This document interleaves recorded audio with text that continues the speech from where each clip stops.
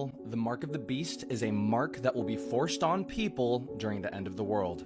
And during this time, Revelation chapter 13 says that there will be two prominent figures that will rule the final world government. And those people are the beast of the sea, also known as the Antichrist, and the beast of the earth, also known as the false prophet. And before Jesus returns to earth for the second time, the false prophet will force people to receive this mark of the beast. And because this subject has caused concern or confusion for Christians, here's everything you need to know about the mark that'll happen so that everyone can be aware. Fact number 1, the mark of the beast is not 666. It calculates to 666. Revelation chapter 13, verse 18. Here is wisdom. Let him who has understanding calculate the number of the beast, for it is the number of a man. His number is 666. In this passage, John tells us that the mark of the beast calculates to 666. And the reason why this is important is because I see pictures of horror movies and these demons or possessed people all have the number 666 on their foreheads. And the idea of 666 comes from this passage in the book of Revelation, which is the final book in the Bible. The reason why 6 is a significant number is because it's commonly known as the number of man, whereas 7 is known as the number of completion. People were created on the 6th day, and on the 7th day, God rested and intended man to rest and to remember him. So this 666 kind of conveys this idea of man that has no need for God, is to know that the mark will calculate to 666. So what the mark physically looks like is up to speculation. And while this mark may look trivial, it's incredibly dangerous. So pay attention to fact number 2. The mark of the beast is an unforgivable sin. Revelation chapter 14, verses 9 to 10. Then a third angel followed them, saying with a loud voice, "If anyone worships the beast and his image and receives his mark on his forehead or on his hand, he himself shall also drink of the wine of the wrath of God, which is poured out full strength into the cup of his indignation. He shall be tormented with fire and brimstone in the presence of the holy angels and in the presence of the Lamb."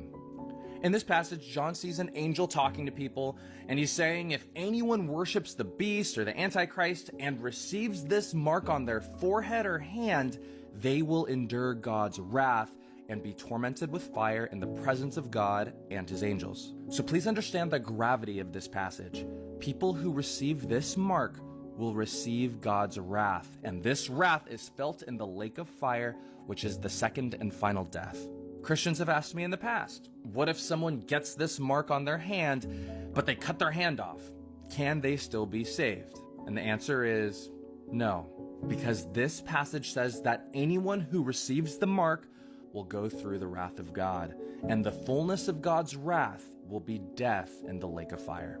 So, should the time come and a mark be given in the future that gives allegiance to a future ruler, people must avoid it at all costs. And it will be difficult or even impossible to avoid. And you'll see why in fact number 3. The mark of the beast will be forced upon people. Revelation chapter 13, verses 15 to 17. He was granted power to give breath to the image of the beast, that the image of the beast should both speak and cause as many as would not worship the image of the beast to be killed. He causes all, both small and great, rich and poor, free and slave, to receive a mark on their right hand or on their foreheads, and that no one may buy or sell except one who has the mark or the name of the beast or the number of his name. In this passage, John tells us that the beast of the earth, or the false prophet, was given power to give breath or semblance of life to a particular image. To give you some context, the Bible prophesies that there will be an assassination attempt on the Antichrist, and many will believe him to be dead. And we see this in Revelation chapter 13, verses 3 and 14. But despite this deadly wound that was given to the Antichrist, the false prophet will cause him to breathe and speak. And this breath that the false prophet gives will not be given to the beast, but to the image of the beast. And then the false prophet will force people to worship and bow down to the beast's image. And then he'll force them to receive his mark, and those who don't will be executed. Decision must be made to either get the mark and have the ability to buy food and water and live life, or to not get the mark. which leads us to fact number 4. The mark of the beast will cause persecution to those who don't get it. Revelation chapter 20, verse 4. And I saw thrones, and they sat on them, and judgment was committed to them. Then I saw the souls of those who had been beheaded for their witness to Jesus and for the word of God, who had not worshipped the beast or his image, and had not received his mark on their foreheads or on their hands, and they lived and reigned with Christ for 1,000 years. In this passage, John describes what he sees, and he sees the souls of people who had been beheaded for testifying about Jesus and for not worshiping the beast, his image, and for not getting his mark on their foreheads or hands. We learn the fate of those who refuse to get the mark of the beast, and its beheading. The Antichrist and the false prophet will be communicating a very clear message when they force this mark upon people, and it's either worship them and live, or worship Jesus and die. And while that looks bleak and dark, we as Christians need to see the complete picture.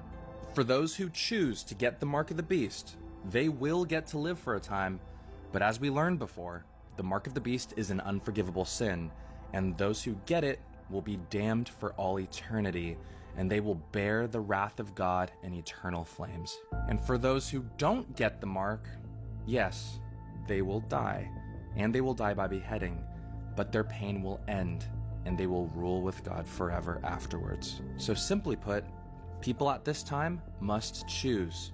Either worship the beast and live a little bit longer, but endure God's wrath and eternal flames, or worship God and experience pain for a moment and live with Jesus in heaven forever. And I know this can sound intimidating for Christians who haven't learned about this subject. So if you ever get scared or anxious about this, remember fact number 5. The mark of the beast should not be feared. Revelation chapter 21, verses 3-4. And I heard a loud voice from heaven saying, Behold, the tabernacle of God is with men, and he will dwell with them, and they shall be his people. God himself will be with them and be their God. And God will wipe away every tear from their eyes. There shall be no more death, nor sorrow, nor crying. There shall be no more pain, for the former things have passed away. In this passage, John talks about the end of the age. And note how this is Revelation chapter 21. And the final chapter of the Bible is Revelation chapter 22, which is the next chapter. So this is kind of it. And John says that once everything is said and done, God will be with his people, and he will usher in a new world where there will be no more death, sorrow, crying, or pain. People have asked me in the past if sin can ever be brought back into this perfect world, and we have another Adam and Eve, and the cycle of sin repeats all over again. And the answer is no, because God says that there will be no more death, pain, or crying ever. And this future is what we need to look at as Christians. Philippians chapter 3, verse 20 tells us that as believers, our citizenship is in heaven, which means heaven is our home. And please understand that while the consequence of not getting the mark is scary, know that you'll still have to face death eventually.